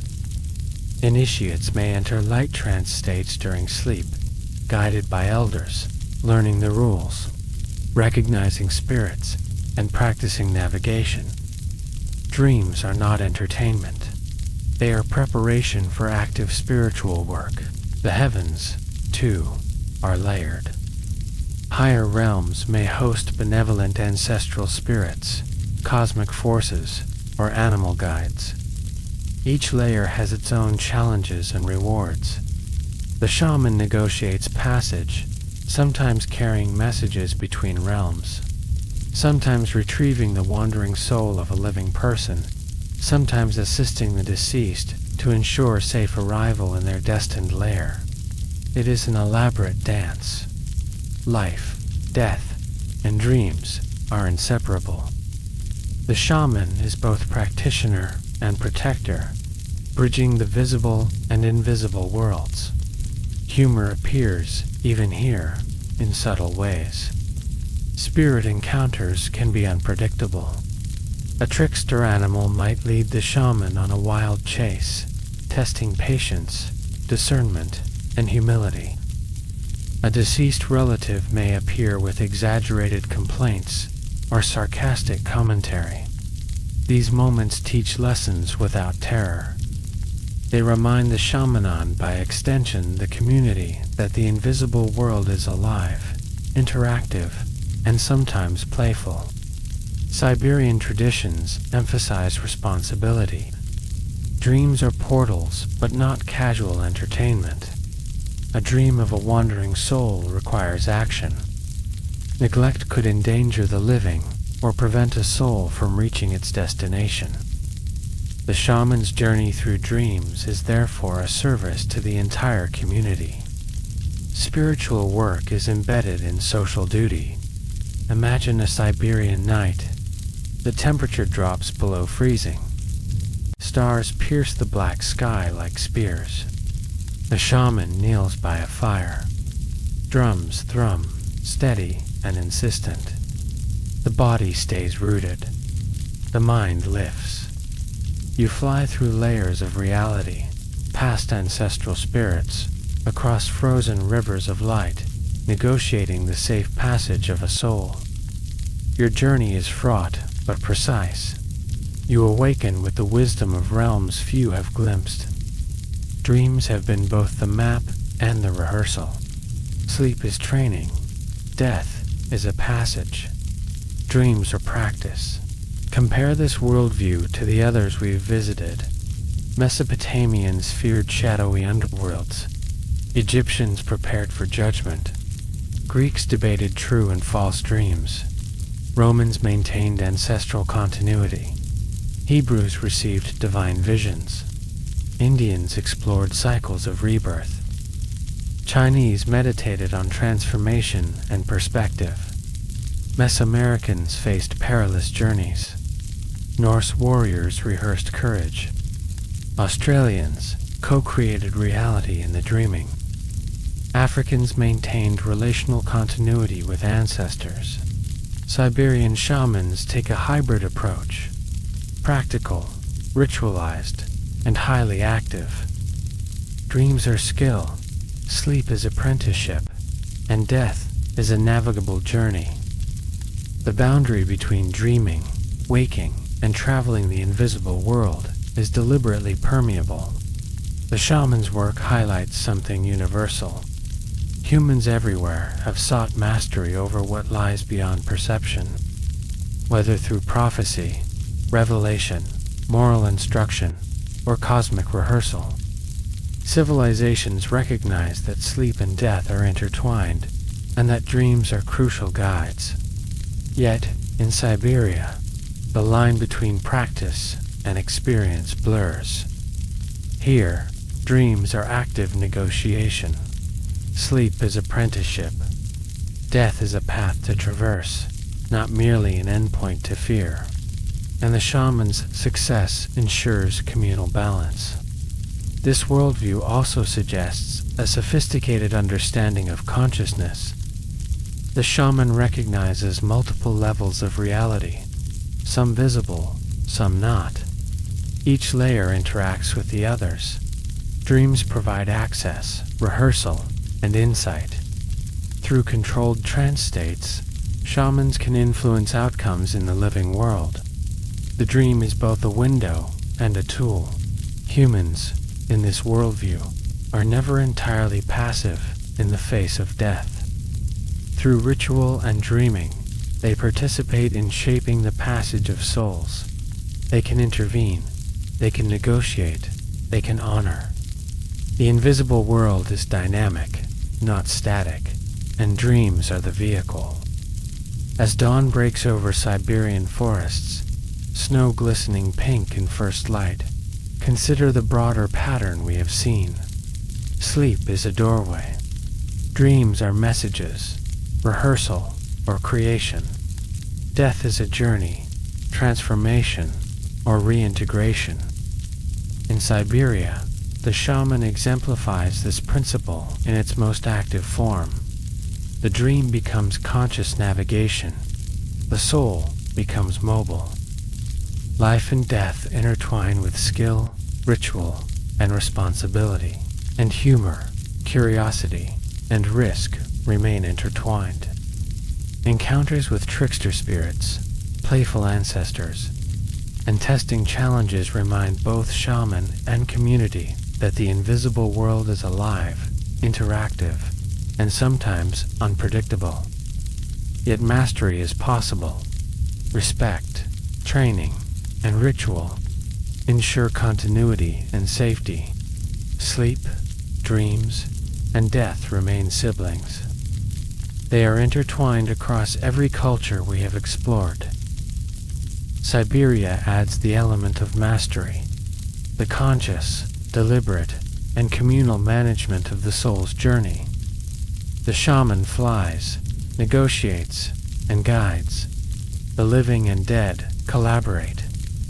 Dreams are not merely visions, they are actionable, ethical, and vital tools for survival and spiritual balance. As the snow settles over frozen forests, the drumbeat fades. We leave the shaman's trance and move to the misty, green hills of Celtic lands, where otherworldly mists, Soen rituals, and dreamlike journeys will reveal new ways humans have imagined life beyond death. The air here smells of incense and candle wax, heavy and warm. Stone walls rise around echoing nave and cloister. The world is hushed, except for the murmur of prayers and the flicker of oil lamps. In early Christian thought, sleep and dreams are once again portals this time, for visions, moral lessons, and glimpses of eternity. Christianity introduces a new framework for understanding death and dreams, resurrection, judgment, and divine vision. The afterlife is structured, moral, and eternal. Dreams may carry messages from God, angels, or saints, and sometimes warnings about sin or moral missteps. Saint Augustine of Hippo, writing in the late 4th and early 5th centuries, emphasized that visions and dreams are not always whimsical. They may contain divine instruction. In dreams, souls can be prepared for eternity, guided toward virtue, or warned against vice. Sleep becomes a stage for moral rehearsal. The mind and soul are tested and instructed, even when the body rests. Visions of heaven are vivid. Radiant light, unending joy, communion with God.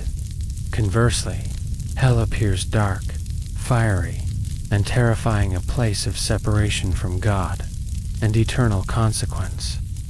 The moral weight of dreams in this system is heavy.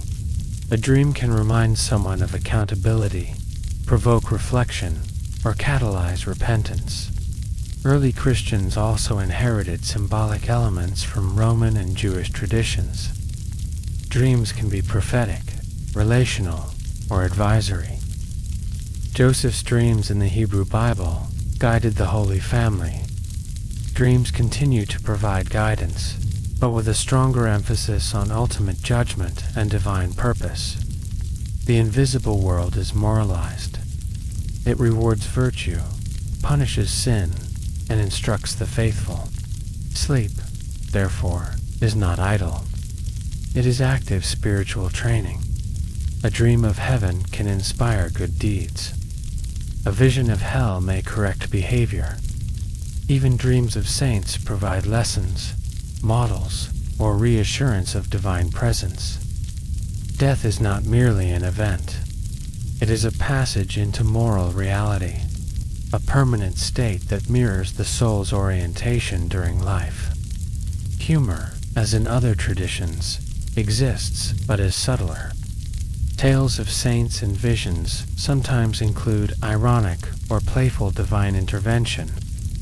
A sinner may experience a gentle, almost teasing warning rather than immediate punishment. The emphasis is guidance, not mere terror.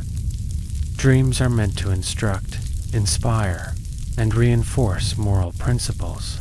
Christian visions and dream narratives often follow a pattern.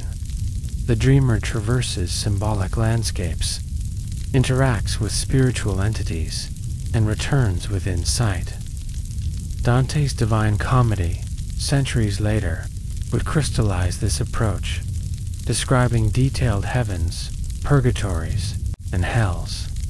But even in early Christianity, the imagination of the soul and its journey was vivid, ethical, and guided. The living remain connected to the dead through prayers, rituals, and commemorations. Dreams serve as reminders that the soul's journey continues. Saints and angels may visit the living, guiding them in sleep. This interaction reinforces moral and communal cohesion. The invisible world is active, engaged, and deeply intertwined with earthly life. Consider a night in a modest early Christian village. A candle burns near a sleeping figure. The air is still. The dream begins. Perhaps an angel appears, radiant and calm, offering guidance. Perhaps a vision of heaven unfolds, filled with light and music. Perhaps a warning of moral lapse, or a glimpse of sin's consequence arises. The dreamer wakes, heart stirred, ready to act, to pray, to honor God in daily life. Sleep is rehearsal. Dreams are counsel. Death is moral destiny. Christian thought emphasizes resurrection of the body and soul. This is a departure from the shadowy or layered afterlives of earlier cultures. Death is not a passage to a morally neutral underworld, nor an illusory return, as in dreamtime or samsara. It is the final judgment, the ultimate awakening, where the soul's orientation, its virtue, faith, and actions determines eternal reality. Dreams prepare the living for this inevitable encounter. Sleep in this worldview is an opportunity for alignment. Dreams instruct, reveal, and inspire. Saints, angels, and divine vision act as guides, ensuring that human morality, piety, and spiritual awareness are maintained. Death becomes intelligible, purposeful, and structured. Unlike the Norse or Mesoamerican models, where the afterlife may be perilous or require active testing, early Christian thought emphasizes the moral path. Choose rightly, and your destiny is assured. Yet, even here, the human experience is rich with imagination and narrative. Dreams are not merely abstract. They are vivid, symbolic, and memorable. Angels may converse, saints may appear, and visions may unfold like stories.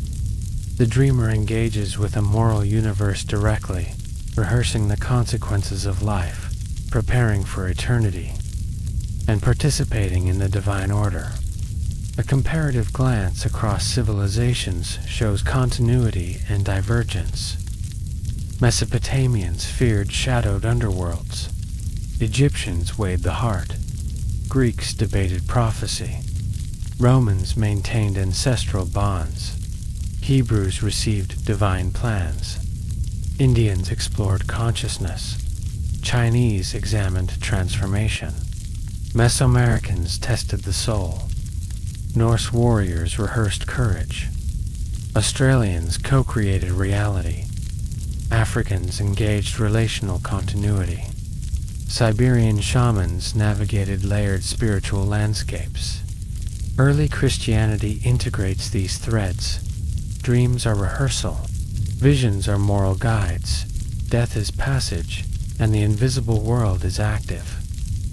What is distinctive is the clear ethical structure.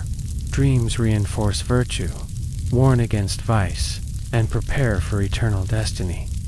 Sleep is moral practice. Death is the final lesson. Dreams are the teacher.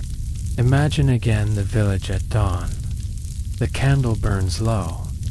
Smoke curls from the hearth. You awaken from a night of visions. Angels, saints, or moral scenarios linger in memory. You rise, heart attuned to virtue, guided by dreams that have prepared you for eternity. Sleep has been a rehearsal. Death has been anticipated. Dreams have been the bridge between the living, the dead, and the divine. In early Christianity, we see the moralization of the unseen world, the structured preparation for eternity, and the ethical guidance embedded in dreaming. Yet, despite structure, imagination, narrative, and even subtle humor remain present, ensuring dreams are both instructive and human. As the morning sunlight falls on stone walls and village rooftops, we recognize the pattern across humanity, from deserts to forests, from tundra to hills. Humans everywhere have sought understanding of the unseen, rehearsed mortality, and maintained connection with ancestors, gods, or spirits. Sleep is practice. Dreams are guidance. Death is passage. Morality, imagination, and the human heart are inseparable from these nightly journeys. Next, we travel to the Islamic Golden Age, where dreams take on analytical, interpretive, and revelatory qualities. Scholars record detailed dream manuals, guide ethical conduct, and explore intermediate states of the soul. The invisible world remains active, complex, and instructive, and dreams continue their timeless role. Portals into eternity. The desert stretches endlessly, gold fading into violet at dusk. Lanterns flicker in courtyard homes. The scent of spices, incense, and cooled sand fills the air. Welcome to the Islamic Golden Age, a period of scholarship, trade, and vibrant intellectual life, where dreams are carefully observed, recorded, and analyzed. Unlike some earlier traditions where dreams were purely mystical or narrative, Islamic scholars approached dreaming systematically. Dreams were classified as true, false, or symbolic. Some were divine messages, others reflections of personal thought or misguidance. Sleep became a state in which the soul might receive revelation, guidance, or moral instruction. Ibn Siryn, a notable 8th century scholar, codified the art of dream interpretation. His manuals detail how seemingly ordinary images could carry layered meanings. Seeing water might represent sustenance, spiritual renewal, or travel. Seeing fire could indicate danger, divine testing, or purification. Interpretation was context-driven. The dreamer's social role, piety, and current circumstances all influenced meaning. Dreams were not just personal. They were part of a moral and spiritual ecosystem. They guided behavior, reinforced faith, and occasionally predicted events. Scholars and ordinary people alike took dreams seriously, consulting manuals and religious authorities to ensure proper understanding. The Islamic worldview also emphasized barzakh, the intermediate state between death and resurrection. Here, the soul exists in a subtle realm, neither fully in the body nor entirely in the afterlife.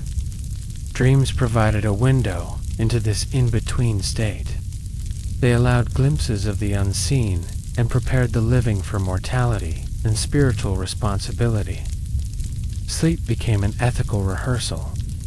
Dreams, in effect, were practice for navigating eternity. Humor and human perspective remained present. Even in serious manuals, anecdotes, and interpretations acknowledge human foibles. A dream about a mischievous camel might symbolize minor moral lapses or foolishness in daily life. Ancestors, angels, or other spirits might appear, sometimes playfully correcting behavior. The unseen world is engaged, but not always stern, teaching through instruction and subtle wit. Dreams also served prophetic and social purposes. A ruler might consult a dream to make decisions about justice or governance. Merchants might interpret dreams to anticipate trade opportunities or hazards. The invisible realm was not merely spiritual. It intersected with the practical, guiding ethical and social behavior. Dreams bridged the divine, the moral, and the daily. Consider a quiet night in a city like Baghdad. Lanterns flicker in narrow streets. Scholars study by candlelight, writing observations, recording dreams, and consulting classical texts. A merchant sleeps. He dreams of a river winding through golden sand. Ibn Siryn's interpretations come to mind. The dream may suggest an upcoming journey, a spiritual reflection, or a reminder of moral conduct. He wakes, he acts. The dream has been guidance, rehearsal, and moral instruction all at once. Islamic scholars distinguished between true dreams, ruja, false dreams, hulm, and dreams influenced by Satan or the self. This nuanced approach echoes practices in earlier civilizations, like Greek attention to true versus deceptive dreams, or Mesopotamian emphasis on divine warnings. Yet in the Islamic context, dream interpretation is formalized, codified, and intertwined with law, ethics, and spiritual guidance. Sleep, dreams, and death remain siblings. The living prepare for the hereafter. Dreams are tools for moral alignment, spiritual awareness, and social responsibility. Death is a passage, not annihilation. The soul transitions to barzakh, and eventually to judgment, reward, or consequence. Dreams provide rehearsal, insight, and guidance in navigating this transition. The Islamic Golden Age also highlights continuity in human concern. Across cultures, humans have sought to interpret the unseen, to rehearse mortality, and to maintain connection with forces beyond perception. From Mesopotamia to Africa, from Australia to Siberia, And now across the Islamic world, dreams mediate the relationship between the living and the invisible. They guide, instruct, warn, and sometimes delight. Imagine lying on a thin mattress in a desert courtyard. Lantern light flickers, casting long shadows. The night is silent, except for distant winds. Sleep comes, and you drift into a vision. Perhaps you see ancestors, angels, or moral symbols. Perhaps the dream reflects your choices or hints at your responsibilities. You wake. The vision lingers. It instructs, inspires, and prepares you for life, death, and eternity. Compare this system to earlier civilizations. Mesopotamian omens were warnings. Egyptian dreams connected to cosmic judgment. Greek dreams explored prophecy. Roman dreams maintained family bonds. Hebrew dreams revealed divine plans. Indian dreams examined consciousness.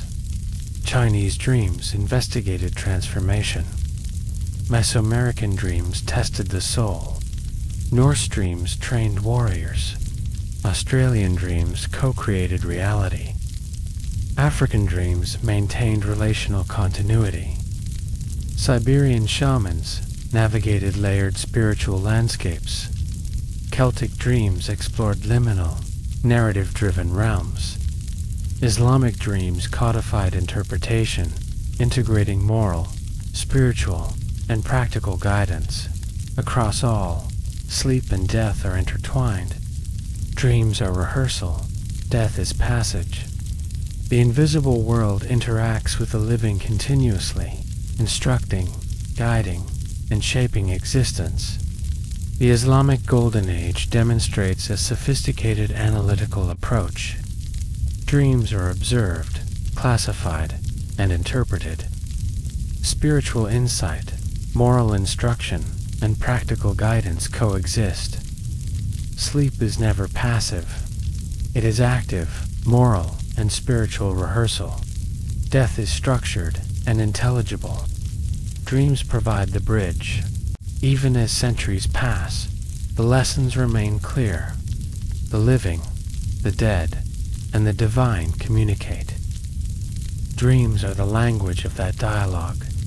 Humor, symbolism, morality, and imagination ensure that dreaming is human, instructive, and connected to the eternal. As dawn creeps over desert sands and city rooftops, lanterns flicker out. Scholars awaken, merchants rise. Sleep has ended, but the guidance of dreams lingers. Humans have rehearsed mortality, connected with unseen realms, and practiced morality. Across civilizations, across continents, the pattern repeats. Sleep, dreams, and death are inextricably linked.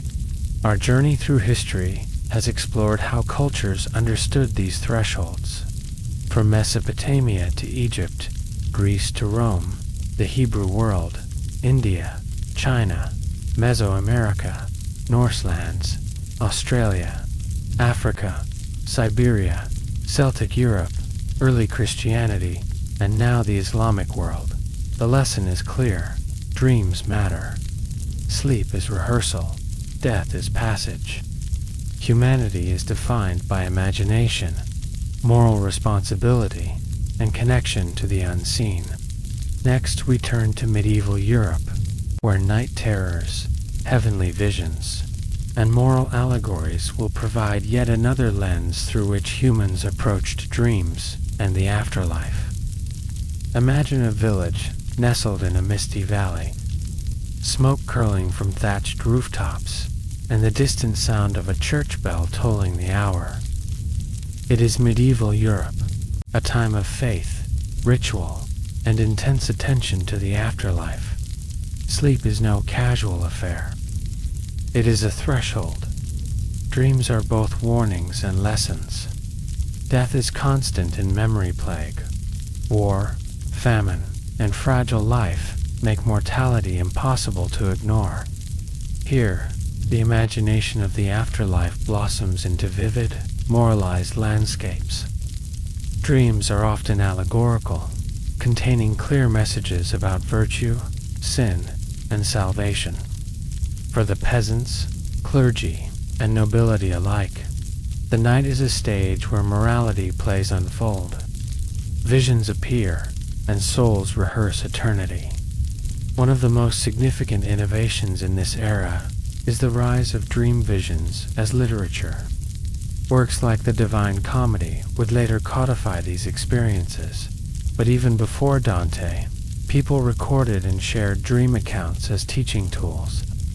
Dreams became narrative maps of the afterlife. Hell, purgatory, and heaven were no longer abstract. They were structured, detailed, and instructive. In a medieval dream, the dead might appear to admonish, warn, or reward. Angels, saints, or even demonic figures could communicate lessons.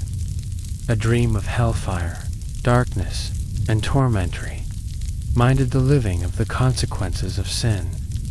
A vision of heaven light, music, and communion with God offered hope and motivation for virtuous living. Dreams were thus deeply entwined with morality, theology, and the rhythms of daily life. Night terrors also played a role. Medieval people believed that the devil, or malevolent spirits, could invade sleep, producing fear, paralysis, or disturbing visions. These were not merely psychological phenomena, they were spiritual events requiring interpretation, prayer, or ritual protection. People left charms, recited prayers, or sought guidance from clergy. The unseen world was active, interventionist, and sometimes frightening. Dreams and sleep were both arenas of instruction and potential peril. Humor, surprisingly, persisted even here. Saints and angels were sometimes depicted with playful admonishments. A dream might show a sinner in an absurdly humiliating predicament, not to mock, but to teach humility and reflection. Medieval imagination blended terror, beauty, and subtle wit, reminding the dreamer that morality was serious, but not devoid of creativity or narrative flair. Peasants and common folk often recorded dreams as part of oral storytelling. A dream of a river might signal fertility, a vision of a fiery dragon might indicate moral danger, and a whispering figure could provide guidance on social or communal issues. The moral universe extended into sleep. The afterlife was not merely theoretical. It was experienced nightly through dreams, visions, and reflection. In cathedrals and monasteries, candlelight illuminated stone walls as monks meditated, prayed, and sometimes recorded their own dreams. These dreams could provide visions of saints, warnings of heresy, or inspiration for religious practice.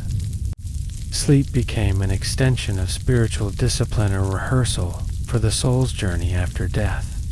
Consider a night in a small European village. A young apprentice lies on a straw mattress, the distant hoot of an owl mingling with the flicker of candlelight. He dreams. A bridge arches over a river of fire. Saints hover on the banks. Demons linger in shadows. The apprentice wakes, heart racing. He remembers the vision, considers his actions, prays for guidance. Sleep has been rehearsal. Dreams have been moral instruction. Death has been anticipated. The medieval imagination insisted that death was not distant. It was imminent, inevitable, and morally charged. Dreams offered a way to navigate this reality safely, to internalize virtue, and to rehearse for eternity. Unlike the playful ancestors of Africa or the trickster spirits of Celtic myths, medieval visions emphasized judgment, moral alignment, and ethical action. Yet even here, imagination allowed for creativity. Dream visions were elaborate narratives, with symbolic landscapes, allegorical figures, and structured moral lessons. These dreams were literary and spiritual. They instructed, inspired, and sometimes frightened, but always guided. Dreams became maps for the soul, rehearsals for the afterlife, and mirrors of human moral consciousness. Compare this with other civilizations we've explored. Mesopotamia feared the house of dust. Egyptians weighed hearts. Greeks debated prophecy. Romans maintained ancestral ties. Hebrew dreams revealed divine plans. Indian dreams explored consciousness. Chinese dreams investigated transformation. Mesoamericans tested the soul. Norse warriors rehearsed destiny. Australians co-created reality. Africans maintained relational continuity. Siberian shamans navigated layered spiritual realms. Celts walked liminal, narrative spaces. Early Christians rehearsed resurrection and virtue. Medieval Europeans amplified moral allegory, night terrors, and literary imagination. Across all, sleep is practice, dreams are guidance, and death is passage. The unseen world communicates continuously through fear, beauty, humor, or instruction. Medieval Europe adds layered narrative, structured morality, and vivid allegory, ensuring that the soul's journey is rehearsed nightly. As dawn approaches over stone rooftops in misty valleys, the apprentice awakens. Candlelight fades. Smoke curls from hearths.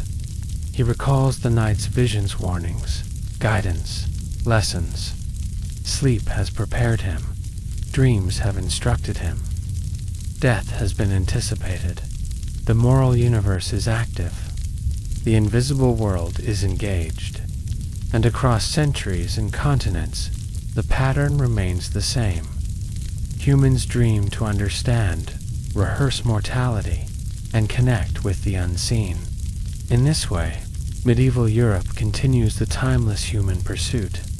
Sleep is rehearsal, dreams are guidance, and death is passage.